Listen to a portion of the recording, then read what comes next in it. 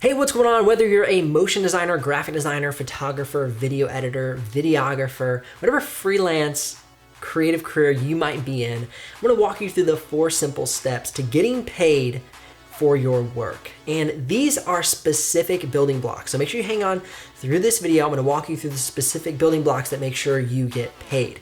I'm actually also saved a really good walkthrough at the end of the video, so you can see exactly how I structure my invoices so I make sure I get paid. I set up automatic reminders. I set up easy access payment structures to where it sends their inbox. They just fill in their credit card information, send it back to me, and I have their payment. All right, all that's coming at you right now. Let's dive in. This video is sponsored by Wave Apps. They are the service that I use in order to do all the accounting, invoicing, payroll, all the things that revolve around my creative freelance business. Wave Apps is a free software. However, if you want to take full advantage of their services, you'll be charged a small percentage every time you run a payment through their system. So whether that's an ACH bank transaction or a credit card transaction, they will take a small percentage of that transaction.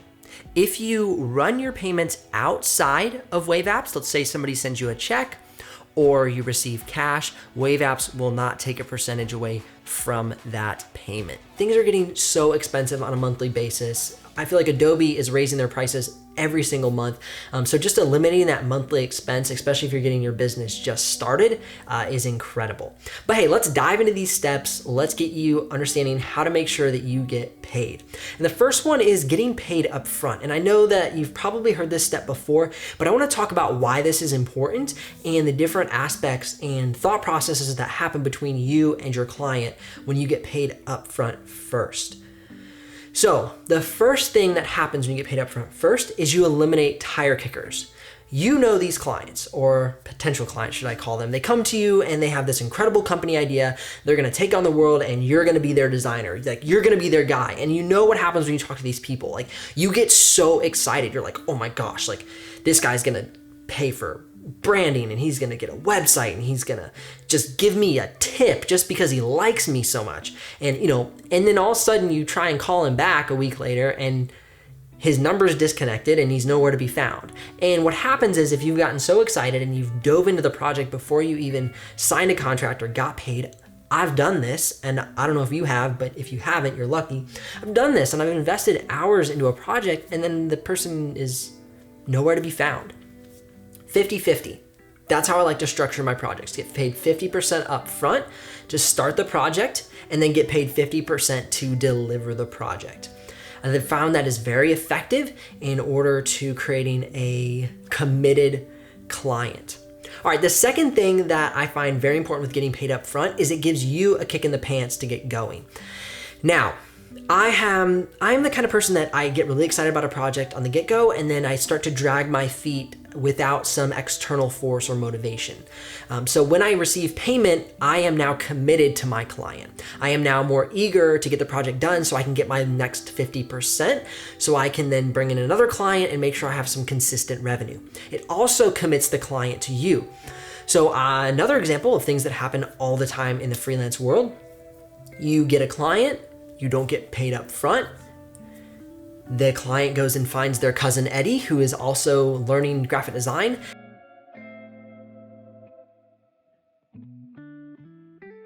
And we'll do it for free, or we'll do it for less than you. And then all of a sudden you're left with no project and 10, 12, 20 hours invested into a project with no money.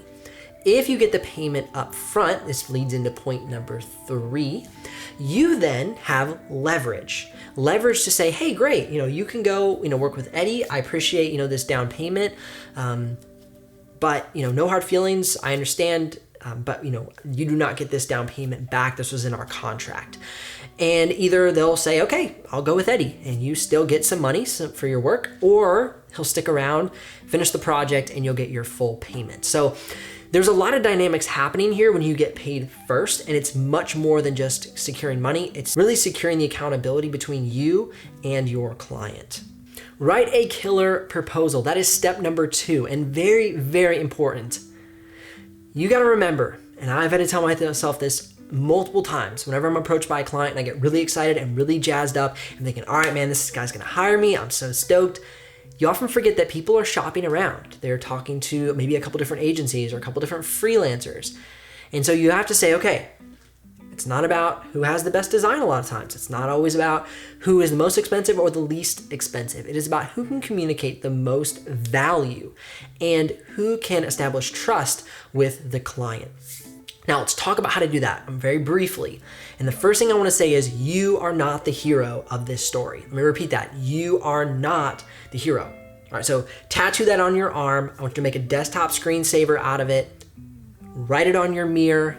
Put a sticky note on your fridge. Remember that you are not the hero. This is so important because ego has never won a bid. It doesn't matter how much you tell them that you are the best.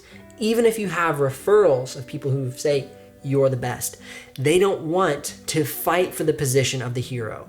They want to be the hero and they would like a guide on this journey. So put down your cape, pick up your compass, and ask the client for a map. Now, what do I mean? Let me give you some examples on how to write a killer proposal. And I'm gonna dive into this a little bit more. I'm gonna make another video about this, writing a killer proposal. But just for right now, for the sake of this video, what you wanna do is sit down with your client, have a really good face-to-face meeting, hear them out, listen more than you speak. Hear what their goals are. I'm gonna use an example of a consulting firm who is a consultant of very large buildings, let's say skyscrapers or malls, something along those lines. And he wants a new website, but he doesn't just want a website. He wants to be the leader in his industry. He wants to be the thought leader. He wants to be the ones that when somebody thinks about building a big building, they either think of him to do it or think of him to consult with, or they are just top of mind in their industry. So you hear these things. Now, your response ought not to be, hey, I'm gonna make a killer website. It's gonna have awesome colors. It's gonna be super responsive. It's gonna make your buildings really shine and stand out. He didn't ask for any of that. He didn't ask for anything visual. He asked to become a thought leader in his industry. So that what you do is you craft your written proposal around the idea that he is going to be seen and delivered as a thought leader through this website. Don't go into this meeting blind. Do your research. Make sure you know about their company. Make sure you know about their company's goals and their vision. If they don't have a website, they have somewhere where you can find their information. And so when you take the time to do your due diligence and do your research, you're telling the client, I care about you, I care about your vision, I care about your goals. So again, pick up that compass, ask the client for the map, and let them propose themselves. If you listen, you'll know what they want to accomplish out of the relationship between you, the designer, or videographer, whatever it might be, and them, the client. I have a proposal I recently wrote, and I will include that down below so you can click, check that out, explain a little bit better. You can read through it, get a little bit more context on exactly what I'm talking about when I'm saying write a proposal to make the client the hero. I think you'll find that really helpful. So whenever you're done with this video, head down and check that out. All right, let's keep moving along here to step number 3. Sign a contract. If you don't have a signed contract, what is keeping that client from running off to somebody else or telling you, hey, this is not what I expected. I want my money back. I want to keep this project. I have not been happy with this experience. They could be lying through their teeth, trying to just get a free project out of you. Or they could sincerely not like it and they want to go work with somebody else, but that does not negate the fact that you haven't put in 10, 20, 30 hours on their project and you deserve the payment that you've received. If you have a signed contract, you now have legal leverage in order to make sure that you either keep the money you have, they are obligated to deliver final payment because the contract states that once you're past a certain point, they must deliver final payment. So these are some parameters you can set up within your contract. HelloSign is a fantastic resource. They have a free account to get you started. They have a paid account, which is only about $13 a month. So these are some good resources to make sure that you have your contract. Then you have your invoicing software, Wave Apps. Check them out. They are fantastic.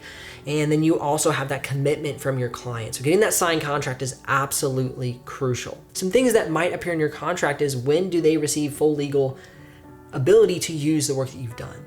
When do you deliver the final project? When are they allowed to use it? Are they allowed to use every version you create or only the final? There's a lot of things you need to think about that when you grow as a designer, videographer, photographer, whatever it might be, you need to make sure that you are legally protecting yourself against people who want to take advantage of creative services. Invoice and track your project. This is step number 4 and really the most essential foundational building block of getting paid as a freelancer. I usually have multiple projects going on at once, and so it's really hard to keep track of who I sent payment to, who I'm still waiting on payment. And that's what I love about Wave Apps is it keeps all of my information in one place, and it's very, very easy to navigate their interface on their app. Another thing I love about Wave Apps is that they do automatic reminders. So I know that I've run into this situation so many times where I have a client who has a payment coming due, they need to send it to me, but it slips their mind. I mean, they're busy, they're handling so many other things. What's really great about Wave Apps is on a per invoice basis, not a retaining client. That's something that you really want to make the distinction between. So when you send out a singular invoice to a client, you can set up reminders a day before, a week before, 3 days before, on the due date, whatever it might be, to make sure that that client is reminded they have a payment coming due. However, if you have a client on a retainer, do note that you can't set up multiple daily reminders surrounding that payment due date, but it will send them that invoice to request that they make payment by a certain due date. I've tried about 4 different softwares over the past 10 years. I've tried PayPal, Square, I tried Hello Bonsai for a time. I've tried Stripe, and I really liked these products, but nothing was a full suite as much as Wave Apps. And it's a free software, so you're not paying on a monthly basis to maintain those services. Now they do have some paid services like payroll and advanced account management if you need help, but overall it's a free service and they just charge a percentage off of each payment that is received. All right, now as promised, I'm gonna dive in and show you exactly how I set up my invoicing to do that 50-50 structure and make sure I get paid for each project that I work on. What is awesome about Wave is their pay-per-use plan. It's 2.9% plus 30 cents for credit card processing and 1% for bank payments, ACH. Now they do have a monthly payroll subscription that you can sign up for. It's $35 a month for a base fee. That just helps you handle payroll more efficiently. So you get all the services: accounting, invoicing, payments, payroll, and receipts. And something to keep in mind is you can do unlimited invoicing. That's completely free. The only time that you will pay Wave Apps for their services is if you use an ACH transaction through a bank or a credit card payment that's processed through Wave Apps. So anything processed through Wave Apps, you'll receive that fee. But if you handle your business outside of Wave Apps and just use Wave Apps as the supporting service to manage your accounting, then you will not be charged. So say somebody writes you a check or you receive cash for your services, Wave Apps will not take a percentage from that payment. All right, now let's jump in here and create an invoice. You can do your own branding, your own colors, everything you need to personalize your invoice for your company. I'm gonna grab a user, which I've created for this tutorial. So this is Annex Consulting, Theodore Weatherford. Again, not one of my clients, just an example. This is gonna be the first out of 2 payments. Remember, we're structuring it to be a 50-50 payment, and we're gonna give him 4 days to make this first payment. So he's gonna pay a lump sum up front to get the project started, and then a lump sum at the end. Now you can enter a project number if you wanna keep track of projects by numbers. That's always helpful as well. I'm gonna grab the Annex website. I'm gonna add in a little bit extra detail here just to make sure I'm communicating very clearly on each step of the project. So this first invoice is for the first payment of the project at $5,000.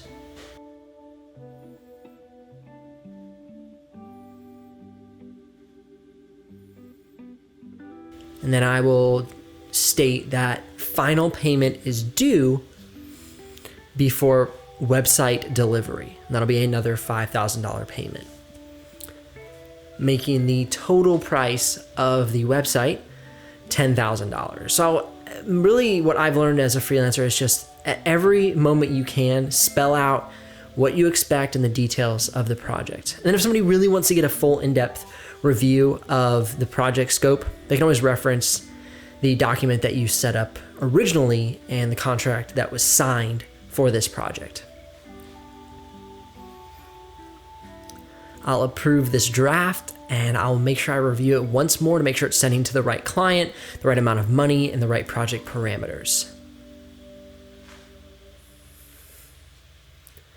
And I'll type a little note just to make sure that he knows it's coming from me and what the project's for, and just to give it a little extra personalization.